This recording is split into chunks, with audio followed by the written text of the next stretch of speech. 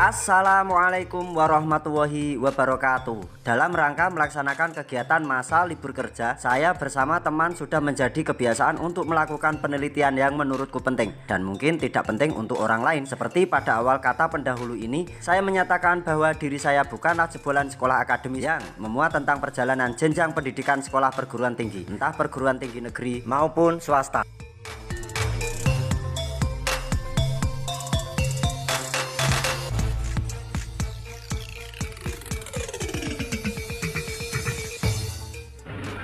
Di sini saya tidak akan membahas tentang sejarah atau sepak terjang kedua tokoh yang akan disebutkan. Untuk pokok bahasan pertama, tentang konsep bangunan pagar yang mengelilingi komplek pemakaman Sultan Hadirin dan Ratu Kalinyamat. Yang kedua, bahasan berikutnya mengenai tata letak makam antara Sultan Hadirin dan Ratu Kalinyamat. Dan di sini, saya akan membahas langgamisan kedua tokoh tersebut.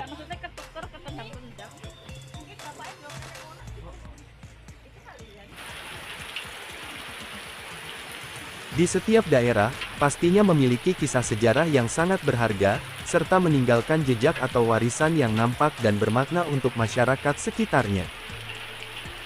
Sehingga, warga masyarakat mampu mengenang, melindungi, dan melestarikan objek-objek tersebut.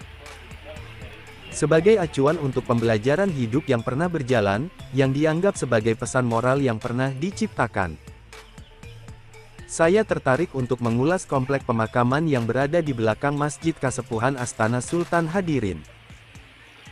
Berada di Desa Mantingan, Kecamatan Tahunan, Kabupaten Jepara. Sebuah komplek pemakaman tokoh yang berpengaruh di masanya. Kabupaten Jepara adalah sebuah wilayah kabupaten yang terletak di Provinsi Jawa Tengah. Kabupaten ini berbatasan langsung dengan Laut Jawa, di bagian barat dan utara. Kabupaten Pati dan Kabupaten Kudus di bagian timur. Serta Kabupaten Demak berada di bagian sisi selatan. Wilayah Kabupaten Jepara juga meliputi Karimun Jawa, yang berada di Laut Jawa. Di Kabupaten Jepara, memang memiliki jejak-jejak sejarah mulai dari peradaban Hindu-Buddha, peradaban Islam, masa kolonial, dan masa perang kemerdekaan Indonesia. Keseluruhan itu telah membuka mata untuk mengkaji dan mempelajari jejak sejarah di setiap wilayah. Seperti pada misi awal pembahasan pertama, bangunan komplek pemakaman Sultan Hadirin dan Ratu Kalinyamat memiliki denah berbentuk kotak persegi panjang yang membujur ke arah selatan dan utara. Komplek pemakaman tersebut memiliki 5 teras dengan berbentuk punden berundak. Teras pertama memiliki gapura dengan konsep bangunan kolonial Hindia Belanda, ciri khas bangunan Eropa dengan bentuk kubah melengkung ke atas. Memiliki inskripsi bertuliskan 2 kalimat syahadat berbahasa dan bertuliskan Arab. Penampilan pada gapura yang dari luar, memberikan informasi dengan salah satu bacaan, yang disebut dengan syahadat tauhid. Untuk penampil yang berada di balik gapura bagian dalam, memberikan informasi dengan bacaan syahadat Rasul.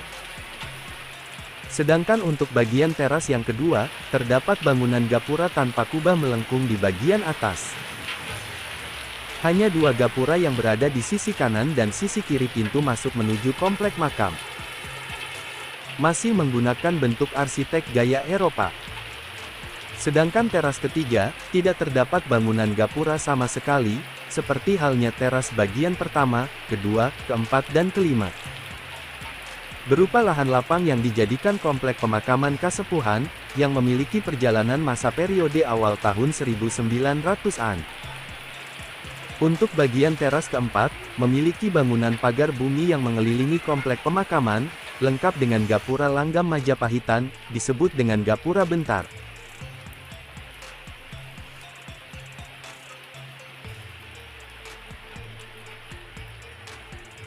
Yang mengadopsi bangunan peradaban Hindu-Buddha periode Majapahit. Bangunan gapura tersebut memiliki bentuk dari konstruksi gapura ringin lawang, yang berada di wilayah Kabupaten Mojokerto, Jawa Timur. Sehingga, konstruksi bangunannya telah diadopsi oleh bangunan-bangunan gapura peradaban Muslim di berbagai wilayah. Terutama bangunan gapura di komplek pemakaman yang telah disepuhkan. Konstruksi bangunan gapura bentar, yang mengadopsi dari peradaban pra-Islam seperti, gapura-gapura yang berada di Komplek Makam Sunan Kudus. Gapura Segoro Pamuncar, pintu masuk utama ke Komplek Makam Sunan Tembayat, di wilayah Klaten. Gapura utama Komplek Makam Sultan Agung Hanyokrokusumo, yang berada di Astana Kasepuhan Raja-Raja Mataram Islam Imogiri, Bantul. Disebut dengan Gapura Supit Urang, atau Gapura Capit Urang. Adapun hiasan yang terpahat pada setiap bingkai pada dinding pagar, tetap tidak meninggalkan tradisi dari leluhurnya kala itu. Berupa penampil dengan hiasan palang Romawi, atau bidang hias tapak darah, yang memiliki sebuah arti sebagai penolak balak.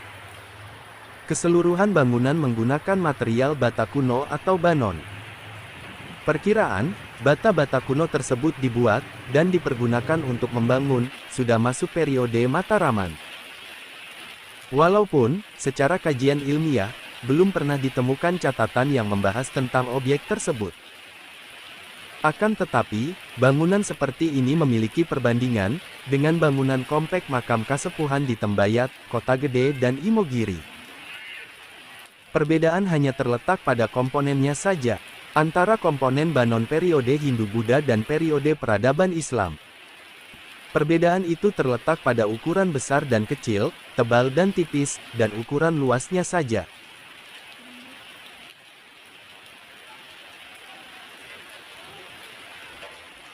Di luar pagar yang mengelilingi komplek pemakaman keempat, tepatnya berada di samping sisi kanan dan kiri pintu masuk, terdapat pemakaman Kasepuhan, yang sesuai dengan periode atau masanya, yaitu periode abad ke-19 awal, dengan tipologi nisan langgam pantura berbentuk gada, dan tipologi nisan dengan langgam Adipati Unus atau nisan Sedayu, tahun 1800-an awal. Keberadaan objek tersebut di sisi barat teras keempat.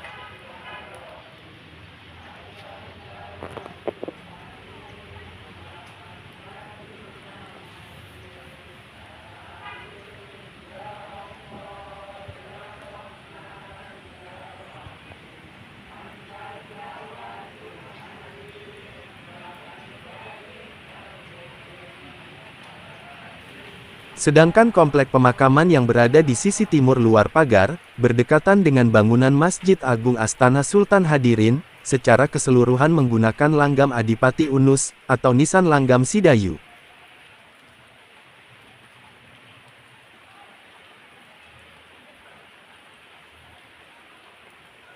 Untuk bagian dalam pagar bumi atau teras keempat, terdapat komplek makam Kasepuhan dengan periode Mataram Islam Amangkurat, yang didominasi nisan-nisan dengan langgam Adipati Unus atau nisan-nisan Sedayu periode abad ke-18 atau tahun 1700-an awal.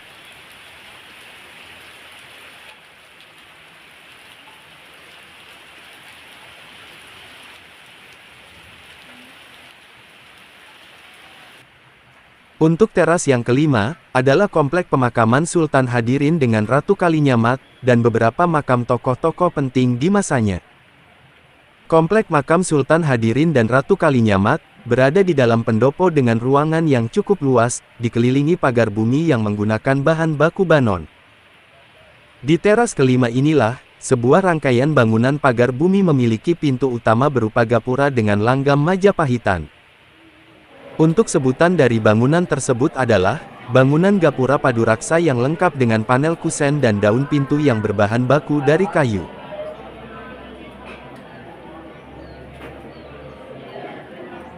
Sebuah bangunan yang mengadopsi konsep dari jejak peradaban Hindu-Buddha sebelum Islam masuk ke Nusantara. Konstruksi bangunan gapura pra-Islam, yang diadopsi dari bentuknya, untuk diterapkan pada bangunan gapura komplek makam Sultan Hadirin dan Ratu Kalinyamat seperti. Adapun bangunan gapura pra-Islam yang diadopsinya antara lain Candi Bajang Ratu, yang terdapat di wilayah Kabupaten Mojokerto, Provinsi Jawa Timur.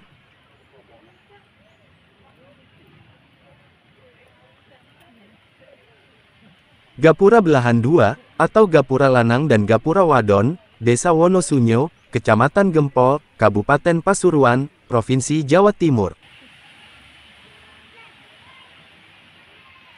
Gapura Paduraksa dengan sebutan Candi Jedong, Desa Wotanmas Jedong, Kecamatan Moro, Kabupaten Mojokerto, Provinsi Jawa Timur.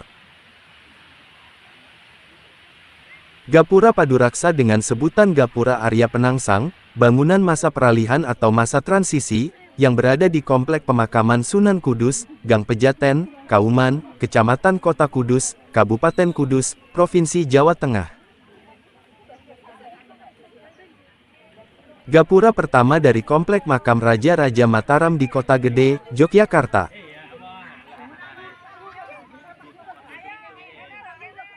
Gapura dengan arsitek Paduraksa bagian kedua, setelah Gapura Supit Urang yang menempati urutan pertama.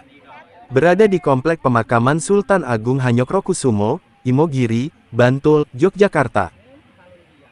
Gapura Paduraksa dengan sebutan Gapura Pangrantunan, berada di Komplek Makam Kasepuhan Sunan Tembayat, Desa Paseban, Kecamatan Bayat, Kabupaten Klaten.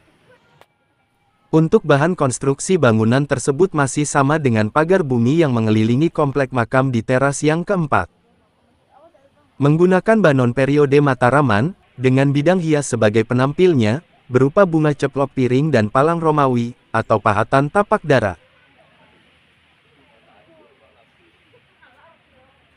Bagian dalam terdapat hiasan gapura berupa pipi tangga dengan bentuk makara yang ditampilkan. Seperti pipi tangga bangunan candi berupa tunas pakis atau rumah siput.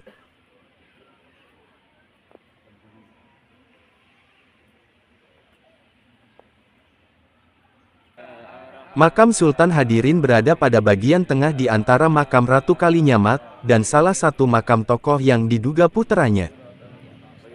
Nisan Sultan Hadirin memiliki pahatan dengan simbol Surya Majapahit, istilah umum dalam penyebutannya. Sebenarnya bukan lambang Surya Majapahit, melainkan Suryo Sumunar. Memang simbol tersebut mengadopsi dari alma mater Kerajaan Majapahit. Pada bagian pinggang nisan terdapat hiasan berupa ornamen patran. Di bawah pinggang nisan, terpahat hiasan yang disebut dengan Bremara Wilambita, yang memiliki arti, tawon kombang ngeleng, sebutan dalam bahasa Jawa, atau tawon kumbang masuk ke dalam goa. Memiliki arti, dengan nasab keilmuan yang tinggi setara sebutannya untuk kaum Brahmana atau Brahmono, pendeta atau pandito, ulama atau ngulama. Dan setiap perkataan dijabarkan sebagai sabdo pandito ratu.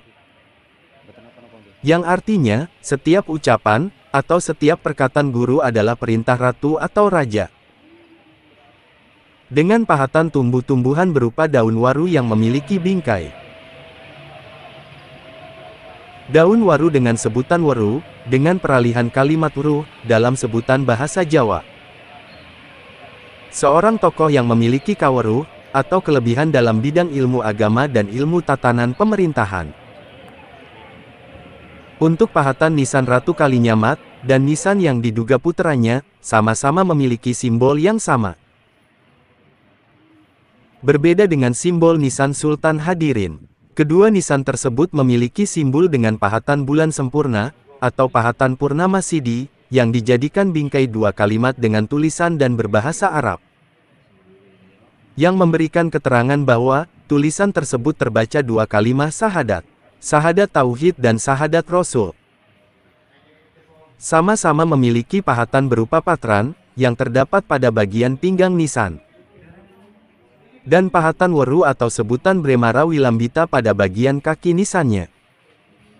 Secara garis besar, ketiga tokoh yang dimakamkan dalam ruangan cungkup makam, memiliki kesamaan di bidang nasab keilmuan, dan sebagai tokoh pemerintahan yang paling penting di masa itu.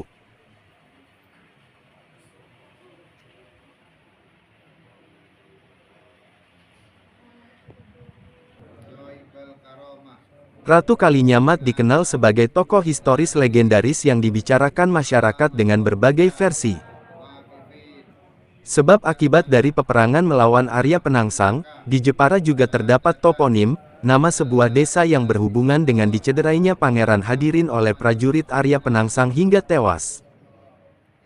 Di bawah pemerintahan Ratu Kalinyamat, Jepara semakin berkembang sebagai bandar perdagangan dan pelayaran. Ratu Kalinyamat tidak saja memegang peranan penting dalam politik dan pemerintahan, tetapi juga menguasai sumber-sumber ekonomi terutama hasil perdagangan dan pelayaran seberang laut. Adanya sistem komenda menyebabkan Ratu Kalinyamat sebagai penguasa Jepara yang sangat kaya. Lagi pula ia memiliki angkatan laut yang cukup kuat untuk mendukung aktivitas pelayaran dan perdagangan seberang laut. Jepara berkembang menjadi bandar perdagangan dan bandar transit yang dikunjungi para pedagang dari berbagai bangsa dan suku bangsa. Oleh karena ia menguasai aktivitas ekonomi dan perdagangan itu, maka wajar jika ia dikenal sebagai penguasa yang sangat kaya. Kekayaan Ratu Kalinyamat merupakan faktor pendukung utama bagi kekuatan politiknya. Berkat kekayaannya, ia memiliki armada angkatan laut yang kuat untuk melakukan serangan terhadap Malaka pada tahun 1551 dan 1574. Serangan itu dilakukan atas dukungannya terhadap kerajaan Johor dan Aceh, yang memintanya untuk membantu mengusir Portugis dari Malaka. Permintaan kedua kerajaan itu memberikan gambaran bahwa secara politis Ratu Kalinyamat dikenal sebagai penguasa yang sangat kuat dan namanya cukup termasyhur. Popularitasnya sebagai kepala pemerintahan tidak hanya dikenal di kawasan Nusantara bagian barat saja, tetapi juga di Nusantara bagian timur. Keberaniannya melawan kekuatan asing telah dikenal di sepanjang Nusantara, dari Aceh, Johor, hingga Maluku. Di samping itu, Ratu Kalinyamat dapat menjalankan persahabatan dengan kerajaan pedalaman sehingga dapat memelihara stabilitas politik.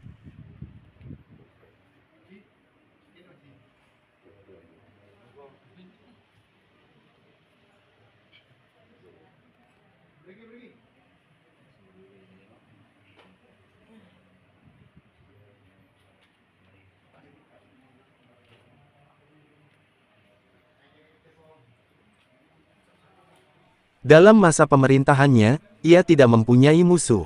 Sebagai pewaris kekuasaan Kasultanan Demak, Ratu Kalinyamat memegang peranan yang terpenting dibanding dengan penguasa-penguasa yang lain di pantai utara Jawa pada abad ke-16. Sebagai pemersatu keluarga Kasultanan Demak, Ratu Kalinyamat mempunyai pengaruh yang cukup kuat di wilayah Banten dan Cirebon. Ia juga mampu mempertahankan konsolidasi keluarga Kasultanan Demak. Tidak berlebihan kiranya apabila Ratu Kalinyamat disebut sebagai tokoh pemimpin keluarga Kasultanan Demak dan kepala pemerintahan yang terkuat dari dinasti Demak. Hanya Jeparalah yang mampu mempertahankan eksistensi dan peranan Demak sebagai kerajaan yang bercorak maritim di pantai utara Jawa pada abad ke-16, yang memiliki kebesaran seperti pendahulunya.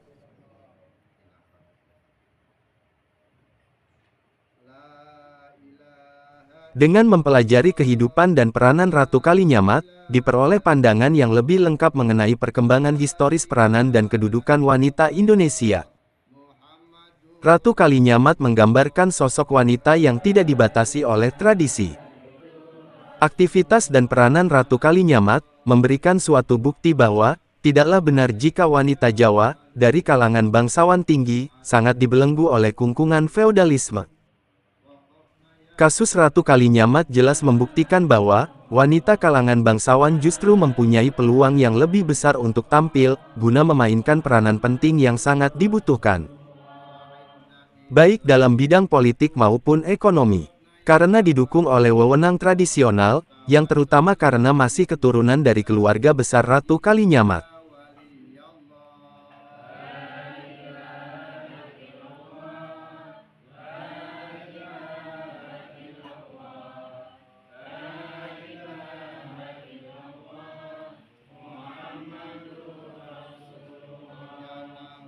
Dari kutipan berbagai sumber sudah jelas menyatakan bahwa peranan Ratu Kalinyamat begitu ramai diperbincangkan dari berbagai kalangan sejarawan.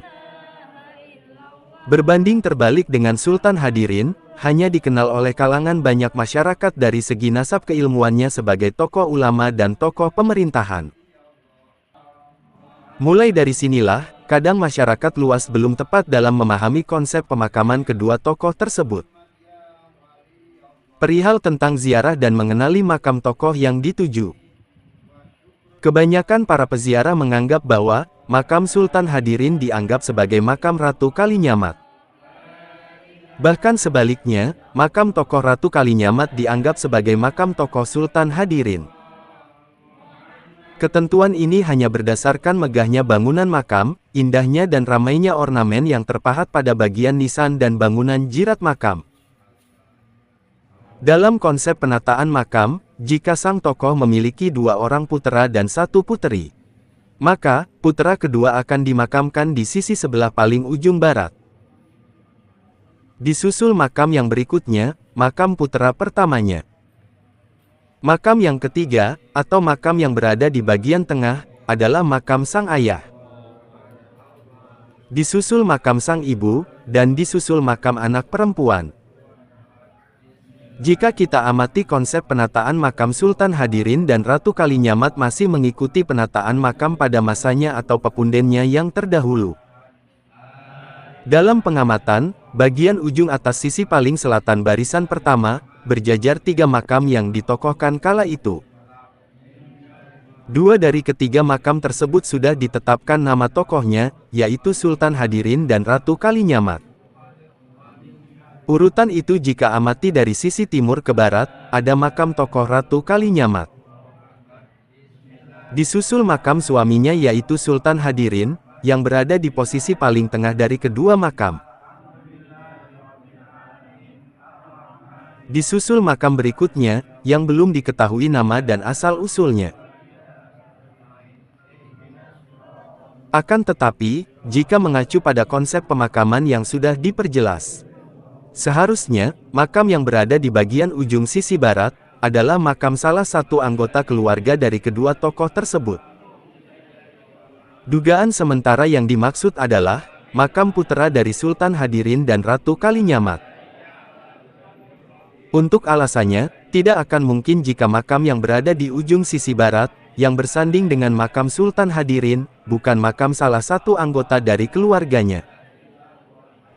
Dan tidak mungkin pula, makam tokoh yang bukan anggota dari keluarga kesultanan berada di sisi barat, bahkan bersanding dengan makam sang sultan sebagai pemimpinnya. Seharusnya, untuk penempatan makam tokoh pejabat, yang notabene bukan anggota dari keluarga kesultanan, posisinya berada di bagian bawah makam Sultan Hadirin dan Ratu Kalinyamat. Atau, penempatan makam tokoh tersebut berada dalam urutan kedua setelah makam Sultan Hadirin dan Ratu Kalinyamat. Memang, banyak yang mengisahkan dan menceritakan, kabar yang beredar di kalangan masyarakat luas, Sultan Hadirin dan Ratu Kalinyamat tidak memiliki putra, untuk garis besarnya, atau tidak memiliki keturunan sama sekali. Kira-kira, makam yang berada di depan, yang bersanding dengan makam Sultan Hadirin, makam tokoh siapa, dan keluarga dari tokoh siapa? Benarkah makam tokoh yang dimaksud masih anggota dari keluarga kesultanan?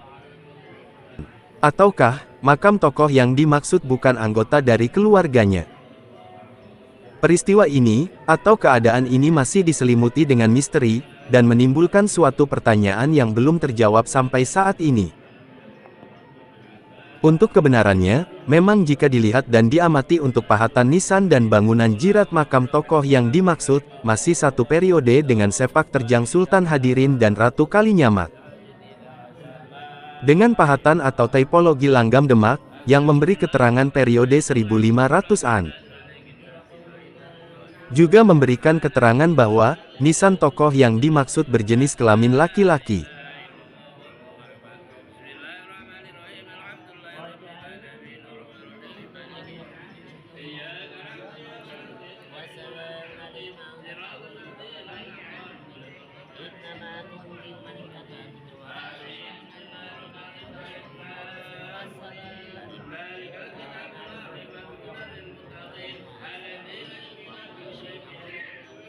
Urutan kedua setelah makam Sultan Hadirin dan Ratu Kalinyamat, lebih tepatnya berada di sisi timur baris kedua.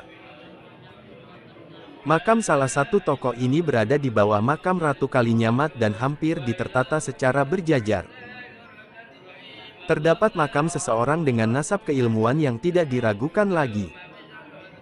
Sosok tersebut termasuk golongan tokoh pejabat pemerintahan dari Kasultanan yang dipimpin oleh Sultan Hadirin dan Ratu Kalinyamat.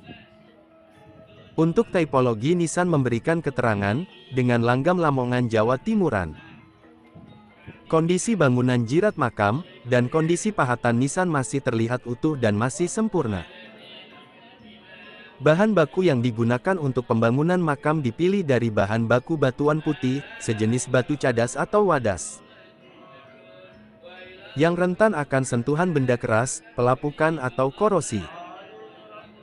Nisan tersebut berdiri di atas satu lapis lapik, dengan pahatan bermotif kelopak Padma. Pada bagian pinggang nisan terdapat dua pahatan sabuk yang membalut hampir mencapai setengah dari tubuh nisan.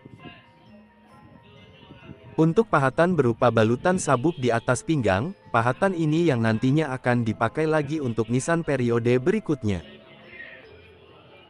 Pada bagian permukaan nisan terdapat simbol bulan sempurna atau Purnama Sidi, memiliki arti penerangan yang sempurna untuk dunia yang gelap. Kira-kira sosok tokoh siapa, berasal dari mana, dan gelarnya apa? Untuk kisah sepak terjang tokoh yang dimaksud, belum dapat diketahui kisahnya. Karena, sejauh ini belum ada yang menemukan literasi atau sumber yang membahas tentang sang tokoh. Tapi, jika dikaji lewat tipologi nisan, beliau adalah tokoh dari wilayah Lamongan, yang mengabdikan dirinya di garis bawah Kasultanan. Yang dipimpin oleh Sultan Hadirin dan Ratu Kalinyamat. Peranan tokoh tersebut sebagai pejabat yang memiliki gelar yang dianugerahkan dari Kasultanan setempat. Semua makam yang berada di dalam ruangan bangunan cungkup, memiliki nisan dengan pahatan yang memberikan informasi periode atau angka tahun 1500-an. Periode angka tahun ini bersamaan dengan masa keemasan Kasultanan Demak, bisa dibilang sejaman dengan sepak terjang Wali Songo di Tanah Jawa. Di luar komplek bangunan makam Sultan Hadirin dan Ratu Kalinyamat, ada salah satu objek benda cagar budaya berupa talang air kuno. Atau sebuah komponen yang dulu pernah terpasang pada salah satu bangunan peradaban Hindu kala itu. Memang, mungkin hanya sebuah panel untuk penghias saja, kan tetapi ketika objek tersebut dibahas akan menimbulkan perdebatan yang sangat panjang. Keberadaan objek di komplek pemakaman Kasepuhan pada teras kedua ini, akan tetap dibahas. Karena, akan sangat menarik ketika objek tersebut dikupas tentang pahatan ornamen yang menghiasinya. Dan semoga saja, akan lebih memberikan wawasan dan informasi tambahan tentang suatu keadaan. Yaitu, tentang tempat yang dijadikan komplek pemakaman tokoh penting periode Kasultanan Demak. Sebutannya Jaletwara, merupakan salah satu komponen dari sebuah bangunan dari peradaban Hindu-Buddha kala itu. Peradaban yang sangat jauh rentang waktunya, sebelum Islam masuk ke wilayah Tanah Jawa, dan jauh sebelum kerajaan Islam pertama kali di Demak berdiri. Jaletwara, merupakan komponen dari sebuah bangunan kuno berupa sendang atau petirtaan kuno.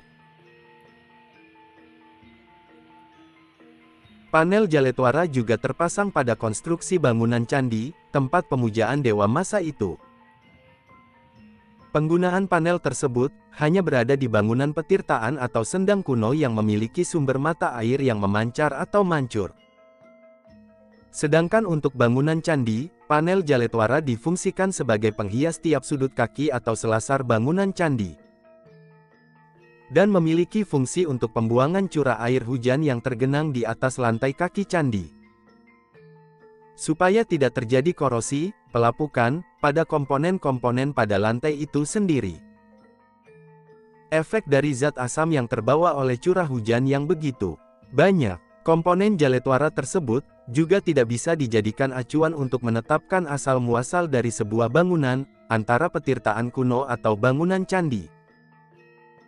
Untuk mengetahui hal demikian, harus dikaji ulang dengan bukti, dari bentuk material atau komponen sebagai pembandingnya. Demikian juga, untuk menetapkan awal temuan panel tersebut, butuh kajian ulang dan bukti komponen lainnya. Karena, panel Jaletwara hanya ada satu buah saja, dan tidak ada temuan pendukung lainnya di komplek makam teras kedua. Belum dapat diketahui asal-muasal temuan panel Jaletwara ini. Benarkah panel tersebut berasal dari komplek pemakaman Sultan Hadirin? Ataukah temuan dari luar komplek makam Sultan Hadirin?